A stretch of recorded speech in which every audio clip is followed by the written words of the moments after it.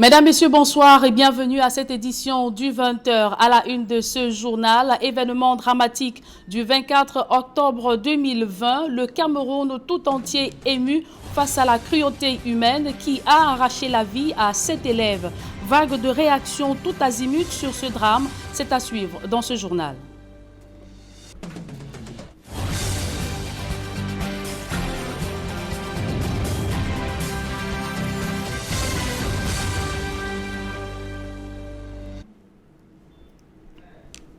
Une fois de plus, bonsoir mesdames et messieurs et merci de nous recevoir chez vous. Plus de 24 heures après la fusillade à la Moda Francesca International Bilingual Academic à Kumba, les portes de cet établissement sont restées fermées toute cette journée de classe. Aucune mouche qui vole autour de cet établissement scolaire. C'est un calme de cimetière qui a aussi été imposé par le traditionnel Ghost Town observé ce lundi dans cette localité. À peine la rentrée scolaire a démarré il y a 3 semaines, certains parents d'élèves redoutent de renvoyer leurs enfants à l'école. À présent, revenons sur la douleur que vivent les parents des écoliers assassinés samedi dernier. Le cœur meurtri, certains racontent les derniers instants de vie de leurs enfants qu'ils ont vus partir sous leurs yeux en toute impuissance. Voici ces moments d'émotion dans ce reportage de Jean-Paul Chuniat. Couchée sur son lit d'hospitalisation, la jeune Ngwane Rémi Mangue est la 7e élève, victime de la fusillade survenue à la Moda Francesca International Bilingual Academy de Kumba. Elle est décédée au petit matin du dimanche 25 octobre, de suite de ses blessures. Une nouvelle bien douloureuse pour Papa Ngwane. J'ai reçu l'appel du médecin à 2h30 du matin. Il m'a dit d'être fort et courageux. Ma fille n'est plus. La dépouille de Ngwane Rémi Mangue, déposée à la morgue en présence du préfet de la Mémé, le père de l'innocente disparue, est traumatisé par l'horreur qu'a subie sa fille. C'est un élève qui m'a annoncé que ma fille a été fusillée. Je n'en revenais pas. Elle avait le bras emballé et saignant. Rémi a été atteint au ventre et ses intestins à nu. Un autre parent qui a le cœur suspendu à un fil, c'est cette femme. 3 minutes après la fusillade, sa fille arrive à la maison en larmes. Elle est arrivée en tenant son ventre. Je l'ai portée. Un jeune homme à moto m'a secouru et l'a transportée aux urgences de l'hôpital. On a exigé du sang pour elle et j'en ai fourmi et là j'attends. Dans cette vague de parents sous le choc, le sieur Ngou, l'homme à la gorge nouée, nous raconte dans quel état se trouvait le corps de sa petite Jennifer Ngou, criblé de balles dans son établissement. Je me suis rendu à l'école et j'ai trouvé ma fille la tête explosée. L'épreuve la plus douloureuse, c'est celle des parents de la petite Zake Nere, ma princesse. Le père raconte les dernières minutes de vie de sa fille. J'ai trouvé ses sœurs aînées en pleurs, me disant qu'on a tiré sur Emma à l'école. Elle est à l'hôpital. J'y suis allé et elle est morte 1 heure après.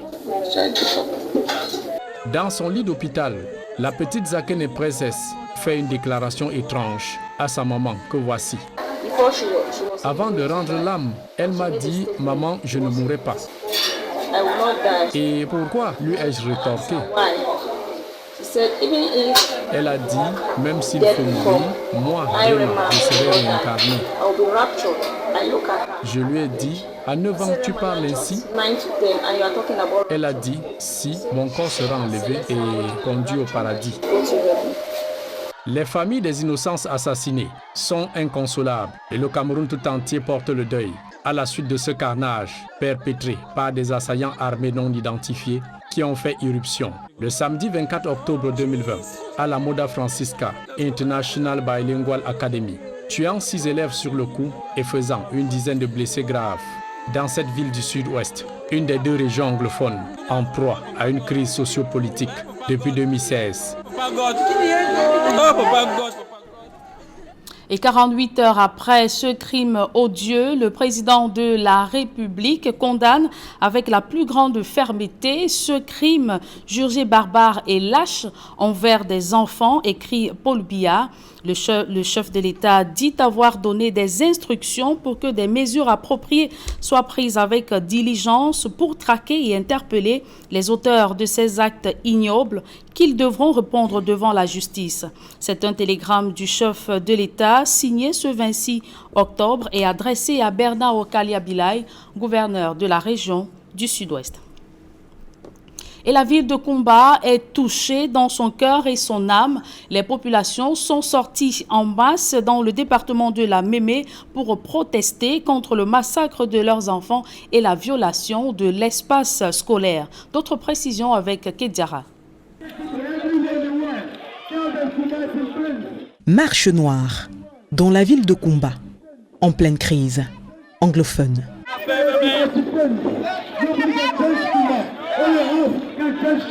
Les populations ont bravé la peur et se sont alliées au sous-préfet de Kumba 1 ainsi qu'au super-maire de la ville pour dénoncer les exactions subies par des enfants dans le cadre de la crise anglophone.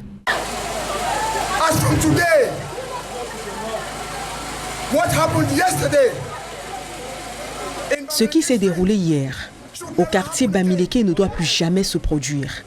Je voudrais vous dire que le voisinage a vu les Amba Boys entrer dans cette école. Je répète, les voisins de cette école ont vu les Amba Boys y entrer dans le but de tuer ses enfants.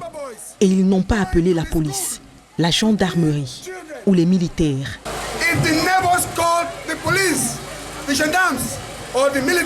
Arbre de la paix. Pancarte dans les mains, message clair et poignant, elles ont fait le tour des principales rues de la ville pour terminer devant les locaux de la préfecture. Voilà pourquoi, quand nous avons entendu qu'une souffrance qui est vraiment dangereuse pour le futur de notre nation s'est produite ici, au péril de notre propre vie, nous avons décidé de venir vous soutenir. Nous disons non à la violence, trop c'est trop. Les populations de Kumba disent non aux sécessionnistes. Protéger nos enfants. Nous voulons des stylos, non pas des armes. C'est là quelques messages brandis au cours de cette marche, pendant laquelle des prières ont également été formulées à Dieu.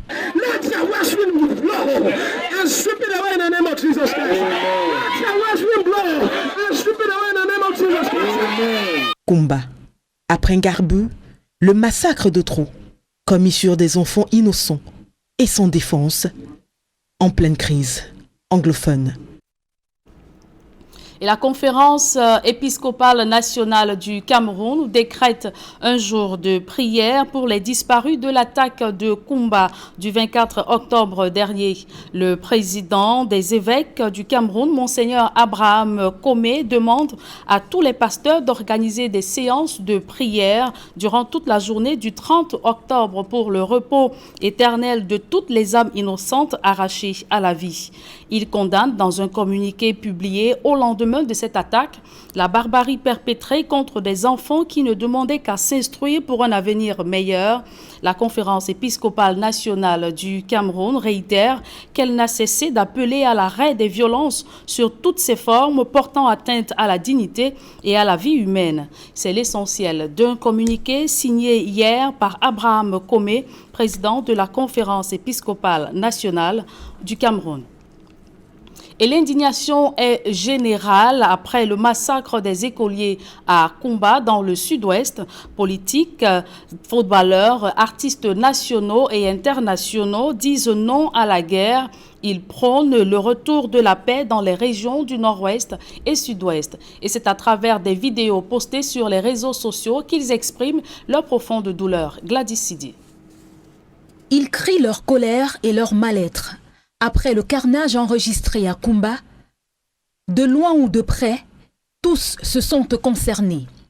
Ngandou Ngandui, l'international camerounais, lance un cri de détresse à l'endroit de tout le peuple camerounais afin que soit mis en priorité de toutes les actions menées le retour de la paix Michael Ngadue Ngadue, c'est avec le cœur plein de tristesse, plein d'amertume, que je tiens à présenter mes très sincères condoléances aux familles durement éprouvées qui ont perdu leurs enfants suite au massacre survenu le 24 octobre 2020 à Kumba. Mes larmes et mes prières les accompagnent. Il est temps pour notre pays que cette guerre cesse. Il est temps que nous nous asseyions et pensions au Cameroun. Il est temps que nous construisions notre pays, un pays prospère, un pays avec de l'avenir pour nos enfants. Alors s'il vous plaît, mettons fin à cette sale guerre qui ne cesse de causer des malheurs à plein de familles. Le bâtonnier maître Akere Mouna fait savoir que c'est le cœur de la nation qui a été touché à travers ces attaques. Il parle de meurtres impitoyables. Le cœur de notre nation saigne après le meurtre impitoyable et sauvage et les blessures graves d'enfants dans une école à Fiango-Kumba le samedi 24 octobre. Quel est cet environnement qui règne désormais dans notre pays, qui permet à certaines personnes de perdre les simples bases de l'humanité et de la compassion? Les auteurs doivent être traduits en justice. Des artistes africains ont eux aussi réagi, en solidarité au peuple camerounais. Côte d'Ivoire, Nigeria, Gabon et bien d'autres, ils élèvent des prières en la mémoire des victimes et militent pour le retour de la paix dans les régions en crise au Cameroun. Sur le plan national, ça bouge dans les milieux culturels. Des concertations se font en vue d'une mobilisation pacifique des artistes dans les prochains jours. La plateforme Mouvement des artistes camerounais pour la paix au Nozo a récemment été créée. Dans la ville de Douala, artistes et hommes de médias étaient aussi réunis en vue d'une action concertée en la mémoire des victimes de ce qu'il convient désormais d'appeler le massacre de Kumba.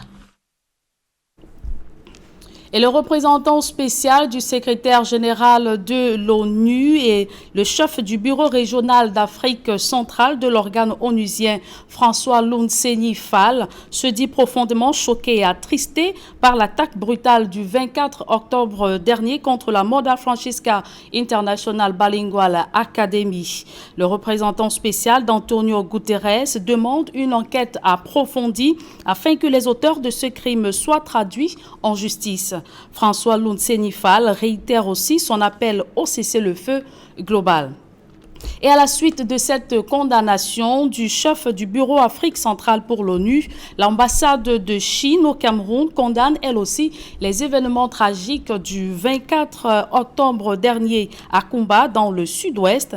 Le porte-parole de cette représentation diplomatique basée à Yaoundé a qualifié d'odieux l'assassinat des élèves de la Moda Francisca School de Kumba. Évoquons à présent cette manifestation des femmes à Yaoundé. Membres du gouvernement et assimilés se sont rassemblés au boulevard du 20 mai pour condamner les massacres contre les femmes et les enfants à la Moda Francisca International School de Kumba dans le sud-ouest. On voit tout cela dans ce reportage de Aïk Cyril.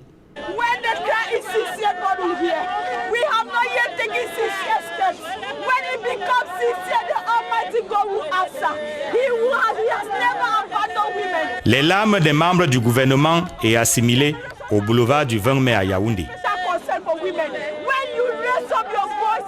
Rose Mbahacha, Catherine Abena, Linda Yang et d'autres femmes pleurent sur les massacres de Kumba, dans la région du sud-ouest. La population civile devient de plus en plus les principales victimes de ces hostilités et alarmée par l'augmentation marquée de violences sexuelles dirigées notamment contre les femmes et les enfants. Vêtus de noir, teintés de rouge, symbole du sang versé par les élèves de la Moda Francisca International Bilingual Academy. Ces femmes qu'accompagnent certains hommes au boulevard du 20 mai maudissent les assassins en même temps qu'elles invoquent la bénédiction de Dieu sur le Cameroun. When Herod murdered that many children in Israel and Rachel cried, they said they heard a voice of a woman in Ramah. She cried, she wailed, she was crying for the souls of the children. These children have done nothing. They have absolutely Face au drame survenu à Kumba et le malheur qui frappe le Cameroun, ces femmes, pour la circonstance, porte-parole de toutes les femmes de la nation, disent non, plus jamais ça.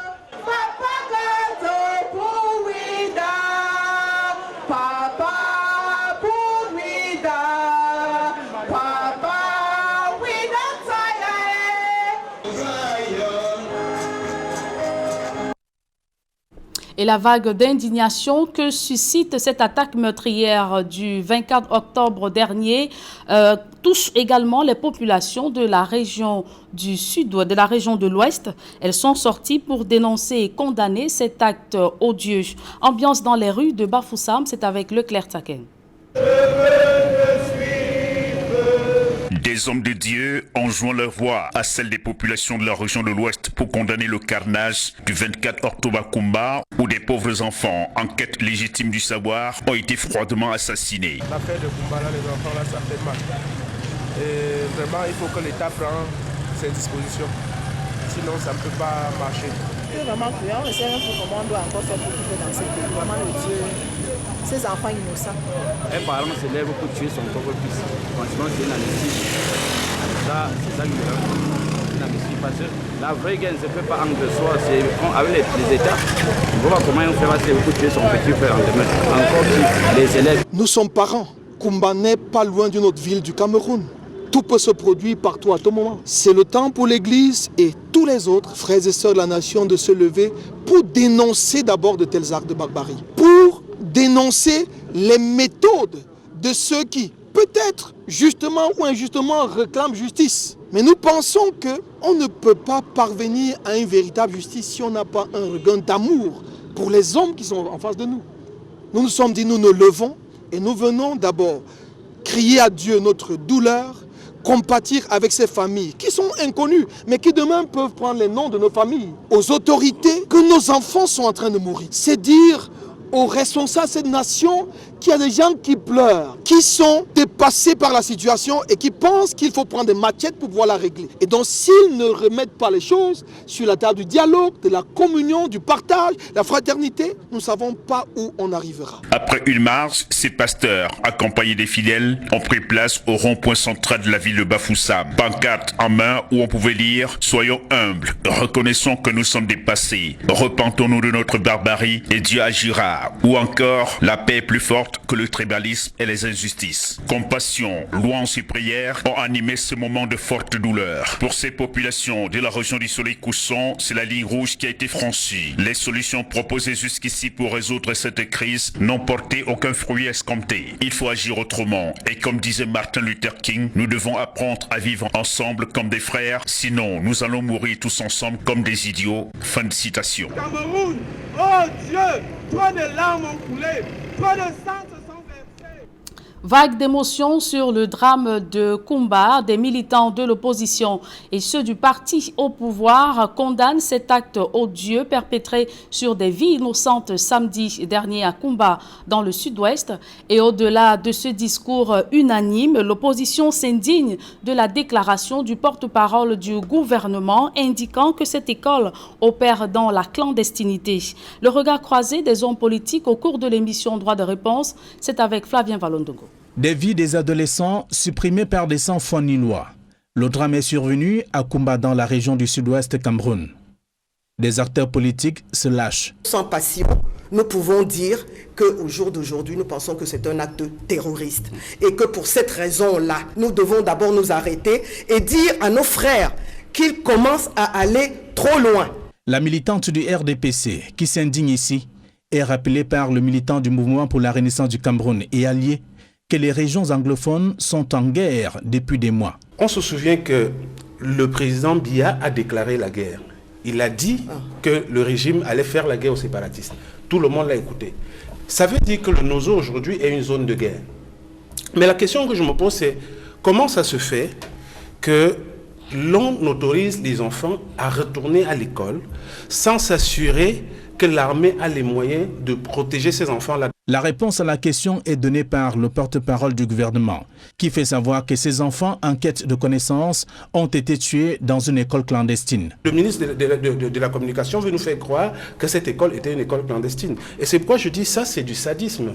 C'est-à-dire vouloir à tout prix se justifier dans toutes les circonstances. Nous savons tous que dans une zone de guerre, les activités ne peuvent pas se dérouler de façon normale. Alors qu'on continue de compter des morts dans les mêmes régions, et ce depuis 4 ans, loin d'une lueur d'espoir de sortie de crise, au Social Democratic Front, l'on estime que tout ça est la conséquence d'un pays non gouverné. Nous avons malheureusement un navire qui n'a plus de capitaine. Ce n'est pas une école qui est dans un coin reculé de la Mémé, c'est une école qui est en plein centre-ville. C'est la preuve de ce que la sécurité qui est en scandée n'est que purement déclaratoire. C'est-à-dire qu'on ne connaît pas la question sur laquelle le gouvernement de la République est attendu et pour laquelle il a réagi avec promptitude et dans les délais qui permettent de pouvoir anticiper sur les événements et apporter des solutions définitives. Le parti au pouvoir reconnaît que l'équation de la crise est difficile à résoudre dans les régions anglophones, malgré des efforts du gouvernement. Tous ces enfants qui sont dans les forêts, là, qui se cachent, je pense que le président ne peut pas admettre une chose pareille. C'est parce que pour lui, la solution n'est pas de tuer ces enfants qui sont enrôlés dans cette guerre. Ces différents acteurs politiques qui s'affrontent étaient des invités sur droit de réponse. Et l'honorable Cabral Libi interpelle le chef de l'État Paul Biya au lendemain du massacre des écoliers à Kumba. Le leader du PCRN affirme que seul le président de la République détient les clés pour mettre fin à ce conflit armé dans les régions du nord-ouest et sud-ouest. Au cas contraire, il aura échoué. On voit tout cela dans ce reportage de Joël Essenge et Aïk Cyril. Au lendemain du massacre de Kumba, dans la région du sud-ouest, c'est d'un ton ferme que l'honorable Cabral Libi interpelle le président de la République. J'interpelle le président de la République en personne. Monsieur le Président, vous devez exercer dans toute sa rigueur le mandat que le peuple vous a confié. Vous avez le devoir de protéger nos enfants. Vous avez le devoir de protéger l'avenir de nos enfants. Si vous ne le faites pas, alors vous avez failli. Face à l'escalade de violence dans le nord-ouest et le sud-ouest, le président national du PCRN demande au chef de l'État de ne plus écouter les faucons tapis autour de lui et dont les prises de position n'ont servi jusqu'ici qu'à aggraver la situation. Devant ces atrocités qui nous étreignent, où sont passés les faucons? Politiciens réputés rompus qui vous sont prétendument fidèles. Ces fameux faucons qui, par leur mépris et leur désinvolture, ont enchaîné des erreurs depuis l'inutile violence qu'ils ont ordonnée sur des avocats à Bamenda en novembre 2016 et l'inutile embastillement des leaders du consortium en janvier 2017. Où sont donc passés ces faucons si puissants devant les conséquences de leurs inconséquences? Si Paul Biya doit cesser d'écouter les faucons politiciens qui font semblant de lui être fidèles, Cabral Libi lui conseille plutôt de prêter une oreille attentive aux cris de détresse lancés par Mancho BBC, Félix Ngalim et les autres du fond de leur cellule. Monsieur le Président de la République, écoutez les voix de Mancho BBC et Ngalim Félix, ces précurseurs de la crise anglophone, qui ont certes été condamnés, mais qui vous ont adressé une lettre de repentance dans laquelle ils offraient leur service pour la restauration de la paix. Écoutez-les. Pour le leader du Parti camerounais pour la réconciliation nationale, les tueries dans les régions du nord-ouest et du sud-ouest ont atteint des proportions inquiétantes. Le président de la République, selon lui, doit user des pouvoirs que lui confère la Constitution pour mettre fin à la guerre. Assistance aux familles éplorées dans le drame de Kumba, une mission interministérielle attendue dans la ville les prochains jours. Selon un tweet du Premier ministre chef du gouvernement, Joseph Dione Ngouté, la délégation séjournera plusieurs jours. Question de mettre en place un dispositif sécuritaire approprié afin de parer à toute menace d'attaque. Et restons dans le chapitre de l'insécurité autour des écoles. Des malfrats ont attaqué un établissement scolaire de la ville de Douala, menaçant d'enlever des élèves sans succès. Ils ont vandalisé ces établissements, exigeant des rançons. Ils ont été interpellés par les forces de maintien de l'ordre. Innocent Abega, Donald Brice Kamgan. En image, 2 bus calcinés au campus de l'école primaire British Isles à Bonamoussadi. L'acte a été commis dans la nuit du 22 au 23 octobre dernier par ces 3 hommes. Bertrand Belinga Otou, 38 ans, Pierre Foué Ambassa, 38 ans et Elvis Takan, 37 ans. Le groupe a mis en exécution ces menaces de vandalisme et de représailles contre le personnel, les élèves et les dirigeants de l'établissement. Au départ, nous avons pensé qu'il s'agissait d'un cas d'intimidation. Mais nous avons tout de même alerté les forces de sécurité avec une plainte déposée à la brigade de gendarmerie de Bonamoussadi. L'incendie des bus de l'école est intervenu 3 jours après les menaces au téléphone. Devant la police, les mises en cause retracent lors de la reconstitution des faits le film de leur forfait. Eux qui sont passés par l'arrière de l'établissement pour agir. 2000. 2000 Au complexe scolaire Russian International School, connu sous l'appellation de l'école russe à Makepe, les 3 malfaiteurs ont exigé pas moins de 6 millions de francs CFA responsables, sous peine de voir des enfants enlevés et l'établissement saccagé. Le lendemain également, on nous fait comprendre que on va venir enlever les enfants ici et même le personnel n'est pas en reste. Ainsi, nous avons contacté les services de la police. Nous vivons dans la peur et aujourd'hui, c'est comme un nouveau jour qui se lève. Leur tentative de brûler un bus de l'école a été déjouée par un vigile en service. Les responsables de l'établissement saisiront eux aussi le groupement mobile d'intervention via une plainte dont la suite est l'interpellation de ces 3 jeunes. Je pense que les parents aussi vont comprendre que ça ne manque pas les gens méchants. Mais quand la police est à côté de nous, nous sommes en collaboration toujours avec eux.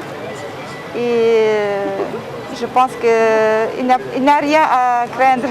Les menaces du groupe visent également des opérateurs économiques à la fortune respectée, menaces via des appels téléphoniques mais aussi des correspondances.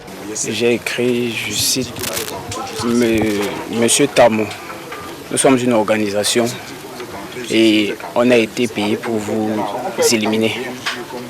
Si vous voulez monnayer votre vie, appelez sur le téléphone qui est dans l'enveloppe. D'après la police, le groupe est mené par Bertrand Otou-Belinga, un repris de justice qui s'est entouré de 2 autres jeunes, Pierre Ambassa et Elvis Takan. Ce dernier serait issu des rangs des séparatistes. La suite de l'enquête est confiée au commissariat central numéro 4 qui cherche notamment à savoir l'identité d'éventuels commanditaires de tels actes.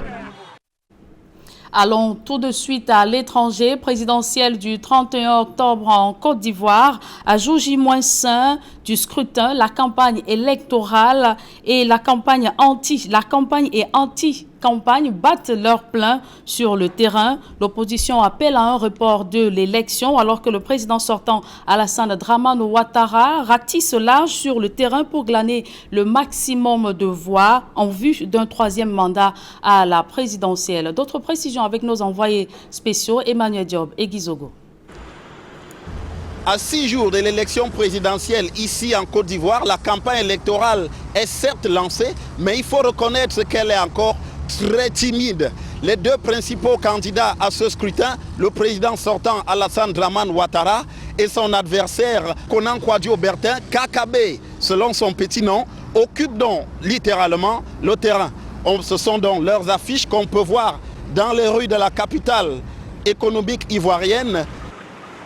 Les 2 candidats se trouvent à l'intérieur du pays. Alassane Dramane Ouattara à Daloa, à 383 km exactement d'Abidjan. C'est dans le centre-ouest de la Côte d'Ivoire où il doit tenir un meeting, tandis que Kakabé est annoncé du côté de Yamoussoukro. Parmi les électeurs, les populations notamment, les avis sont très tranchés sur cette élection présidentielle. Il y a ceux qui estiment que l'élection n'aura pas lieu et annoncent des manifestations pour ce lundi dans la capitale ivoirienne. Naturellement, dans le camp du parti au pouvoir, le RHDP, c'est un son de cloche différent qu'on entend.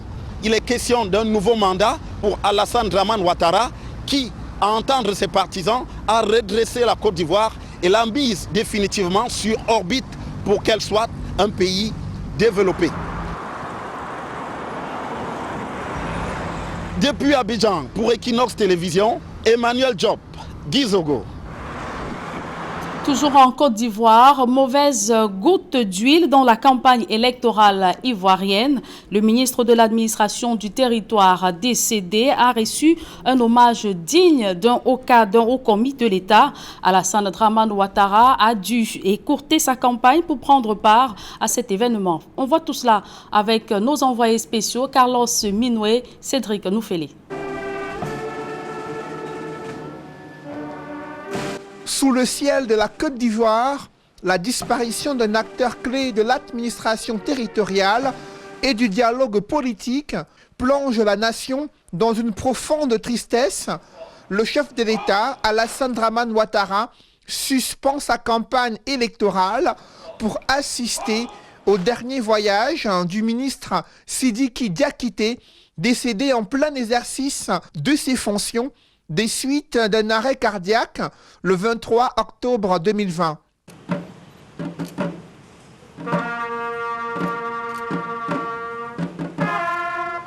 Dans cette atmosphère de recueillement, à l'esplanade de la primature à Abidjan, un air musical entonné dans les rangs de la garde républicaine, suivi des honneurs militaires, ravive dans les esprits et les cœurs les souvenirs d'un administrateur civil et un serviteur de l'État engagé dans la préservation de la paix et les réformes institutionnelles.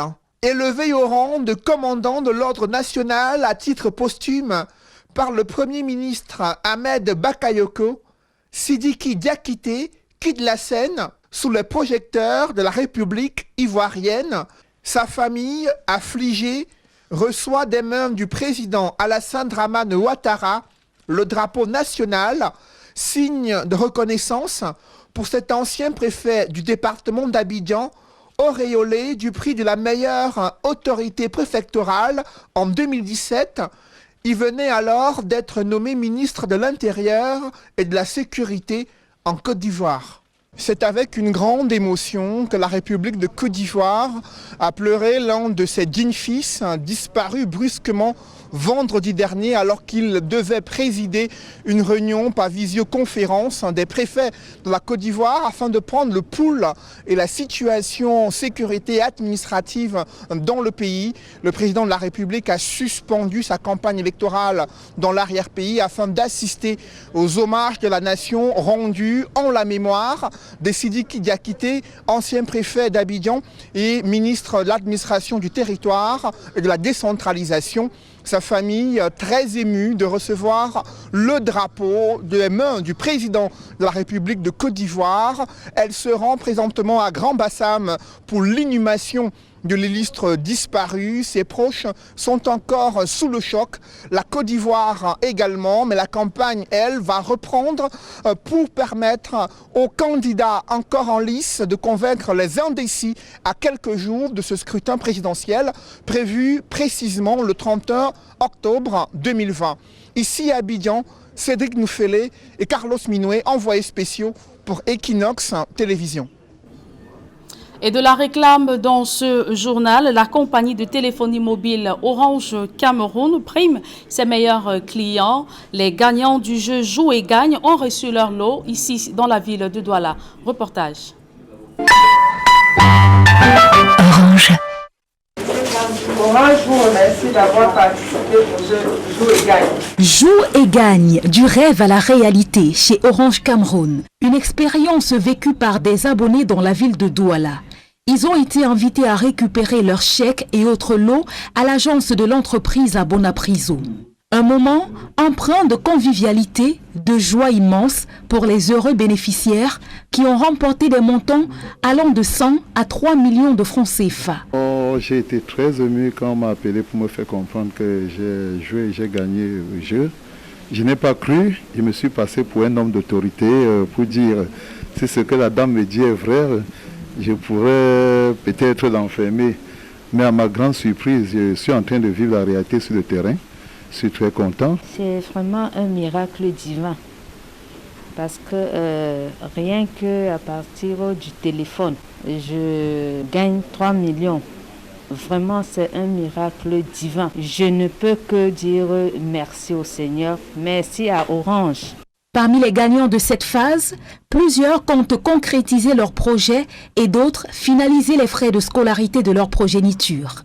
Merci à Orange Cameroun qui a bien voulu mettre à notre disposition ce jeu qu'on appelle Megawin, qui m'a permis aujourd'hui d'être un heureux gagnant, surtout en cette période de rentrée scolaire. Vous le savez bien, c'est une période extrêmement difficile. Je pense que grâce à Orange, mes enfants iront tout tranquillement à l'école. Je voudrais encourager tous ceux qui hésitent à participer à ce jeu, parce que c'est un jeu aussi facile, extrêmement facile. Orange Cameroun réitère à son aimable clientèle l'objectif du quiz, joue et gagne, et ses avantages pour les différents compétiteurs. Participer à Joue et gagne est plus qu'un test de culture générale avec à la clé le moyen de cumuler des points. C'est aussi pour les clients équipés des téléphones compatibles le moyen d'accéder via le web à une roue de la chance. C'est l'occasion de confirmer que ce n'est pas un fake, que les jeux, forcément, il y a des gagnants et que tout ça se passe par tirage au sort. Donc quand vous gagnez, vous avez la possibilité d'être sélectionné et d'être tiré au sort. Aujourd'hui, on a des heureux gagnants et vous-même vous l'avez constaté, c'est du vrai et je vous encourage à jouer. Megawin est le jeu éducatif et interactif qui permet de participer au quotidien à un quiz et de gagner chaque jour des milliers de lots. Pour y participer, il vous suffit d'envoyer oui au 9107. Alors, à vos téléphones. Orange. Et les localités de Ntui et Yébé-Yézoum, dans le centre désormais doté de centres de traitement post-récolte de cacao. Ils ont été inaugurés par le ministre du Commerce en présence d'une délégation de la Confédération des chocolateries et confiseurs de France. Reportage. À Lembe-Yézoum, dans la Haute-Sanaga, et Ntui, dans le Bas-Mekim, les producteurs de cacao sont désormais aux anges. C'est une aubaine parce qu'il faut dire que dans le processus qui est mis en place, il y a la réduction de la charge de travail. Bien que le prix est davantage rémunérateur, les producteurs ne fermentent plus, ils ne sèchent plus, ne stockent plus. Ça libère du temps pour pouvoir faire d'autres activités génératrices de revenus. Donc, du coup, les producteurs sont enclins à porter leur cacao sale. La construction de 2 centres de traitement post-récolte balise la voie en vue de la mise sur le marché d'un cacao de qualité, lequel s'achète à prix d'or. Des formations ont été données pour améliorer la qualité de la fève. De 2, le prix qu'on nous donne présentement, puisque au niveau du centre, 1640 francs. On nous annonce 850 francs CFA, payé Borchamp, on est à 1640. Voilà, donc il y a quand même un écart, qui est gigantesque, mais à la fois cet écart est justifié par la qualité. Voilà, c'est plus de travail. Le choix de la qualité paye et la présence dans ces bassins de production d'éminents responsables de la Confédération des chocolatiers de France est un élément supplémentaire de motivation. Ce qu'on voit comme travail effectué ici, c'est parfait. Donc maintenant, ce que je suis tenté de dire à tous les cacaoculteurs, c'est pas une journée, c'est tous les jours qu'il faudra produire ce cacao d'excellence, que l'excellence c'est au quotidien. Et on fait le pari avec vous, en tout cas, nous, d'acheter ce cacao dans la mesure où il est d'excellente qualité. Le plus important, c'est qu'ils soient convaincus. Et j'ai la conviction, effectivement, qu'ils ont été convaincus. À savoir que le Cameroun fait un cacao d'excellente qualité et que le cacao du Cameroun donc mérite d'être référencé au panthéon des meilleures qualités qui puissent exister sur le marché international. Aux côtés du gouvernement, le Conseil interprofessionnel du cacao et du café est résolument engagé sur le chemin de la production d'un cacao d'excellence et de référence, gage d'un meilleur avenir pour les acteurs de la filière. Les producteurs en premier. Le CICC a été créé pour, entre autres, apporter le développement au sein des filières. Vous venez de le constater, ce qui est là, c'est un développement exceptionnel parce que le fait de créer ces centres-là va donner une nouvelle manière à nos producteurs de travailler leur cacao une fois les fèves récoltées. L'ambition est de multiplier les centres de traitement post-récolte de cacao sur l'ensemble des bassins de production. Il est aussi question pour les cacaoculteurs d'adhérer à cette nouvelle donne qui tourne la page de l'amateurisme et de l'approximation. Il faudrait simplement, et c'est le vœu que nous puissions émettre, que ce ne soit pas une action ponctuelle, mais que ce soit une action pérenne. La qualité est un défi permanent, un challenge qu'on doit relever chaque jour. Heureux que les jeunes l'aient compris, les jeunes notamment dans le cadre du programme New Generation, qu'ils l'aient intégré et qu'ils adhèrent de façon enthousiaste, de façon dynamique, de façon massive à ce nouveau défi. Les centres de traitement post-récolte de cacao de Ntui et de Lembeyezoum s'ajoutent aux autres déjà fonctionnels dans plusieurs bassins de production du cacao. Plus que par le passé, la machine de la qualité est en marche et le meilleur est à venir pour les producteurs de cacao. Avec ce publi-reportage que nous mettons un terme à cette édition du journal. Mesdames et messieurs, merci de l'avoir suivi. Retrouvez dans quelques instants Serge Alain autour pour la deuxième partie d'Equinoxe Soir. Des larmes des femmes membres du gouvernement et assimilées au boulevard du 20 mai ce jour à Yaoundé. Elles étaient toutes vêtues de noir ce lundi au boulevard du 20 mai à Yaoundé pour manifester leur solidarité aux femmes et enfants tués dans le nord-ouest et sud-ouest. Pancarte à main, ces femmes membres du gouvernement et assimilées ont dénoncé cette barbarie ou cruauté humaine perpétrée le 24 octobre dernier à Kumba, dans le sud-ouest. Cette manifestation pourra-t-elle ou aura-t-elle un impact pour le retour de la paix dans les régions du nord-ouest et sud-ouest? Là est toute la question, Serge Alot. Voilà, justement, je m'en vais donc poser cette question à nos invités en plateau ce soir. Bonne soirée à vous, Julien Berthe Bistaï. Très bonne soirée à vous, Serge Alain. Rendez-vous demain. 20h.